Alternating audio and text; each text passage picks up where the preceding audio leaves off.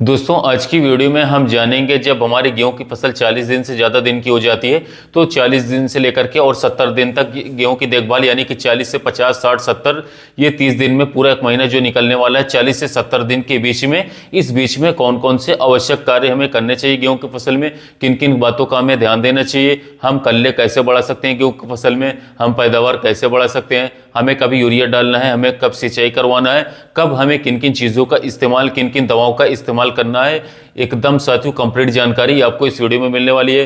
कैसे हम गेहूं में पैदावार को बढ़ा सकते हैं, गेहूं में पैदावार कम होने के क्या क्या रीजन हो सकते हैं। तो साथियों आज की पूरी वीडियो किसान साथियों आप जरूर देखिएगा, लास्ट तक देखिएगा और कुछ भी आपके मन में सवाल है, सुझाव है तो साथियों आप कमेंट करिएगा। आप हमें कमेंट के माध्यम से साथियों ये भी बताइएगा कि आपकी गेहूं की फसल कितने दिन की हो गई है। तो इसलिए हमने सोचा कि 40 से 70 दिन के बीच में लगभग ज्यादातर किसान साथियों की अभी गेहूं की फसल हो गई होगी।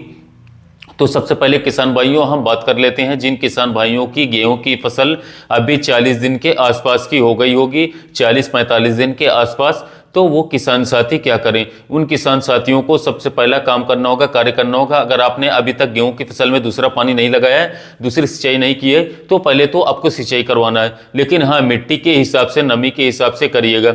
अगर पानी की साथियों अभी साथियों कमी दिख रही है 40 दिन से पहले, तो सिंचाई आप कर सकते हैं। मान लीजिए 40-45 दिन तक नमी है तो 2-4 दिन बाद लेट कर आप सिंचाई कर सकते हैं। मतलब बहुत ज़्यादा पानी गेहूं की फसल में कभी भी खड़ा मत रखिएगा, भरिएगा मत।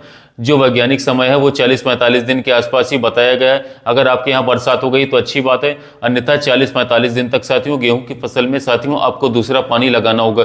दूसरा पानी भी आवश्यक होता है। अगर आप नहीं लगाते हैं साथियों तो पौधे की बढ़वार अच्छी तरीके से नहीं होती है, जिससे भविष्य में हमें उसमें अच्छी बालियां, अच्छे उत्पादन आपको देखने को बिल्कुल भी नहीं मिलेगा। तो पहला काम तो सिंचाई है। उसके बाद जब आप सिंचाई करते हैं तो दूसरा काम आपको क्या करना है, दूसरा काम 45 दिन, 50 दिन या 55 दिन तक साथियों आपको अपने गेहूं की फसल में अंतिम यूरिया खाद का इस्तेमाल करना होता है। ये समय सबसे अच्छा समय माना जाता है। इस समय पर यूरिया डालने से पौधे की अच्छी बढ़वार होती है, पौधे की अच्छी ग्रोथ होती है। तो अंतिम यूरिया अगर हम जान लें कि कितना हमें यूरिया इस्तेमाल करना है, तो अंतिम यूरिया आपको किसान साथियों इस्तेमाल करना है लगभग 45 किलोग्राम एक सामान्य वैरायटी में। और जो वैरायटियां थोड़ा अधिक उत्पादन देने की क्षमता रखती हैं, अगर आपने अगेती बुआई की हुई है तो ऐसी किस्मों में जो आपको अंतिम यूरिया डालना है साथियों, उसमें आपको 10, 12 या फिर 15 किलो यूरिया भी बढ़ा करके देना चाहिए साथियों। यूरिया के साथ साथ किसान साथियों सभी खाद ज़्यादा उत्पादन देने वाली वैरायटी भी थोड़ा थोड़ा ज़्यादा करके ही देना होता है, तो यूरिया भी आप बढ़ा करके डालिएगा। और सामान्य वाली वैरायटियों में आप 45 किलोग्राम यूरिया प्रति एकड़ के हिसाब से साथियों इस्तेमाल करिएगा, तो यूरिया डालिएगा। अब यहाँ पर बहुत देर से आपको यूरिया नहीं डालना नहीं है, तो पौधे ज़्यादा लंबे होने से साथियों फसल गिरने की संभावना बढ़ जाती है। जब भी आप यूरिया डालते हैं तो पौधे की हाइट थोड़ा सा बढ़ती है। अगर आप बाद में बालियाँ आने के आसपास यूरिया डालेंगे तो फिर से पौधे की हाइट लंबी हो जाएगी, तने आपके कमज़ोर हो जाएंगे, जिससे फसल गिरने की संभावना बढ़ जाएगी। जब फसलें गिरती हैं तो नुकसान देखने को मिलता है, इन बात का आपको ध्यान देना है। इसके साथ साथ आपको सूक्ष्म पोषक तत्वों की पूर्ति करनी चाहिए। जब आप दूसरा पानी लगाते हैं उसी के आसपास आपको माइक्रोन्यूट्रिएंट्स का इस्तेमाल करना होता है। आप चाहें तो पहले पानी पर भी इसका इस्तेमाल कर सकते हैं, अगर आप नहीं कर पाए साथियों तो दूसरे पानी पर भी आप इसको इस्तेमाल कर सकते हैं। तो यहाँ पर बहुत ही अच्छा तरीका हम आपको बता देते हैं साथियों। अगर आप ऐसे डालते हैं तो साथियों बढ़िया लाभ देखने को मिलेगा। आप चाहे तो किसी भी कंपनी का डाल सकते हैं, जिसमें कई सारे तत्व आपको देखने को मिल जाएंगे, जिसमें आपको साथियों जो है आपका मैग्नीशियम मिल जाएगा, फेरस मिल जाएगा, मैग्नीज मिल जाएगा, आपको साथियों बहुत सारी चीज़ें अन्य भी मिल जाएंगी। लेकिन एक फार्मूला है, इसके द्वारा भी आप डाल सकते हैं। इसमें हम 5 चीज़ों का इस्तेमाल लगभग करने वाले हैं साथियों। तो इस फार्मूले में पहली चीज़ आपको इस्तेमाल करना है साथियों मैग्नीशियम सल्फेट। मैग्नीशियम सल्फेट यहाँ पर साथियों जो हम ये फार्मूला या मात्रा आपको बताएंगे, इसका आपको इस प्रविधि से प्रयोग करना है। तो मैग्नीशियम सल्फेट के इस्तेमाल से नाइट्रोजन और फास्फोरस की जो उपयोगिता होती है साथियों, ये काफ़ी ज़्यादा बढ़ जाती है। नई शाखाओं का बनने में हेल्प करता है, एंजाइम्स के साथियों निर्माण में काफ़ी ज़्यादा मदद करता है, कार्बोहाइड्रेट्स के उपयोग में साथियों बढ़ा देता है, और फसल में क्लोरोफिल को बढ़ाता है, जिससे कि फसल में अच्छी हरियाली आती है, पौधे अच्छे तरीके से भोजन बना पाते हैं। तो मैग्नीशियम सल्फेट आपको इस्तेमाल करना है लगभग 1 किलोग्राम के आसपास। दूसरा चीज़ आपको इस्तेमाल करना है जिंक सल्फेट, जो हमारा 33% वाली जिंक सल्फेट आती है साथियों, इसकी आपको 700 ग्राम मात्रा इस्तेमाल करनी है। जिंक के इस्तेमाल से पौधे में प्रकाश संश्लेषण अच्छे से होता है, अच्छे से फुटा होता है, अच्छे से पौधा भोजन वगैरह बना पाता है। तो साथियों जिंक का भी आपको इस प्रविधि से ही प्रयोग करना चाहिए। तो जिंक 33% वाला आपको लगभग 700 ग्राम इस्तेमाल करना है साथियों। तीसरा चीज़ आपको इस्तेमाल करना है फेरस सल्फेट। जो फेरस सल्फेट आता है, इसके इस्तेमाल से लोहे की कमी दूर होती है, जड़ों का विकास, पोषक तत्व अवशोषण में हेल्प मिलता है साथियों। घुलनशील का निर्माण करवाता है, एंजाइम्स और प्रोटीन्स का ये निर्माण करवाता है, प्रकाश संश्लेषण बढ़िया होता है साथियों, और इसके साथ साथ तने को भी ये मजबूत करने का काम करता है, कार्य करता है। तो फेरस सल्फेट आपको इस्तेमाल करना है आधा किलोग्राम यानी कि 500 ग्राम के आसपास। ये सभी चीज़ें आपको एक साथ स्प्रे करना है। तो ये तीसरी चीज़ हो गई किसान साथियों फेरस सल्फेट। इसके साथ चौथी चीज़ आपको इस्तेमाल करना है मैग्नीज सल्फेट।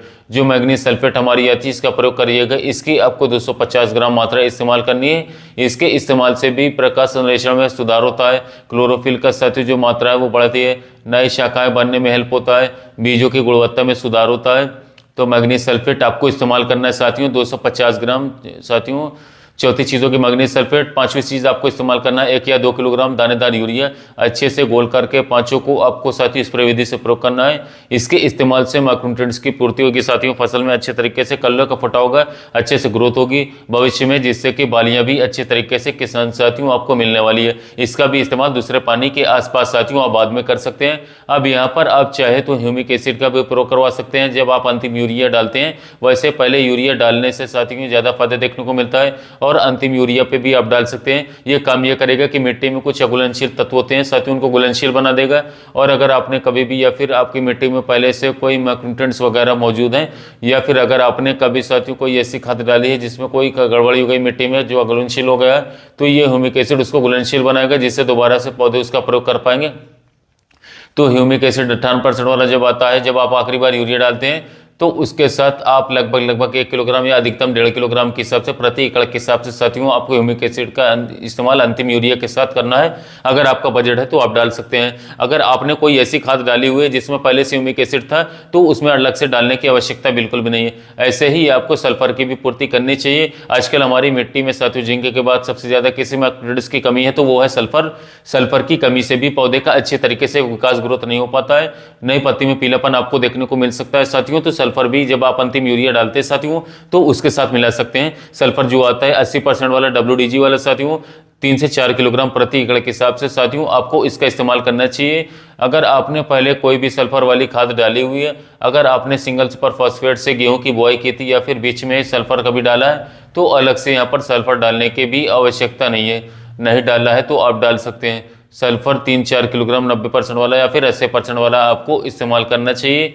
तो ये तो दूसरे पानी के आसपास आपको इस्तेमाल करना है। ध्यान ये देना है कि लगातार ये सारी खादें नहीं डालनी है, इनके बीच में 2-4 दिन का गैप रखना है, तभी ये अच्छे तरीके से काम कर पाएंगी।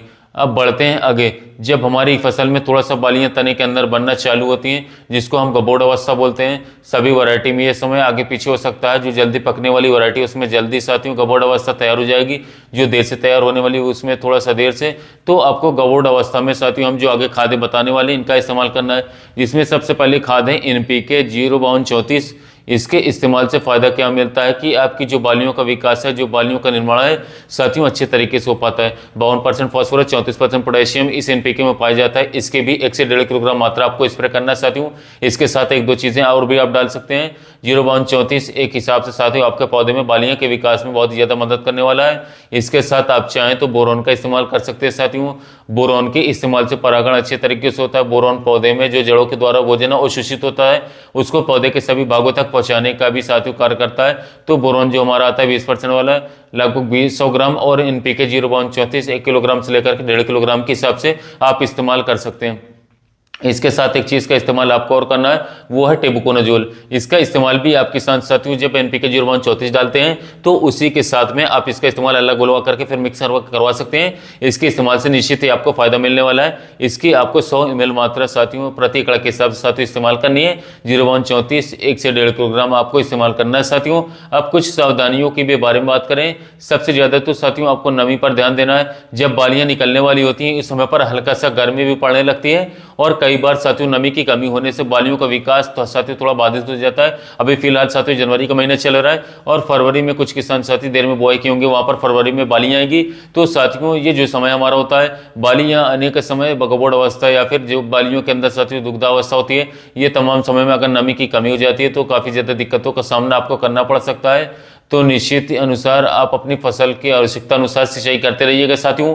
लेकिन गेहूं की फसल में कभी भी ज्यादा पानी लंबे समय तक साथियों भर करके नहीं रखना है, नहीं तो आपको किसान साथियों नुकसान हो सकता है। तो नमी आपको बरकरार रखनी है साथियों, ज्यादा पानी भरना नहीं, जो हमने खादें बताई इनका इस्तेमाल करना है। इसके साथ साथ उचित देखभाल, उचित प्रबंधन भी आपको करना है। खेत की अच्छी तरीके से निराई गुड़ाई साथियों करें, या फिर हर्बिसाइड का स्प्रे कराते रहें। इसके अलावा साथियों खरपतवार बिल्कुल नहीं रहना चाहिए। इसके साथ साथ कोई रोग बीमारी लग रही है तो उसको नियंत्रण करवाएं, जिसके ऊपर 1-2 दवाओं का खर्च भी बचेगा। मान लीजिए आपने 1 एकड़ में गेहूं लगाया हुआ है, तो साथियों ऐसा कोई भी साथियों नहीं है जो कि पूरे खेत में एक साथ फैल जाए। हो सकता है साथियों कि अगर आपने देख पाए तो बाद में पता चले तो साथियों पूरे खेत में फैल गए, यानी कि शुरुआती अवस्था में जहां पर फैला हुआ है साथियों, केवल वहीं से भी आप कंट्रोल करवा सकते हैं। कोई से एक इलाके से साथियों अगर आप उन दवा का इस्तेमाल करते हैं साथियों, उन लोगों के दवा का, तो आप आसानी से नियंत्रण कर सकते हैं। और शुरुआत में पता चलने से आपका तो साथियों तो नुकसान कम होता है और आपके दवाओं के ऊपर खर्च भी काफी बच जाता है। तो खेत की निगरानी करिए, अच्छी तरीके से देखभाल करिए, तो आप साथियों गेहूं की फसल में बड़ी उत्पादन ले पाएंगे। वीडियो अच्छी लगी हो तो लाइक करें, चैनल को सब्सक्राइब करें, साथ ही मिलते हैं नए वीडियो में नए टॉपिक के साथ।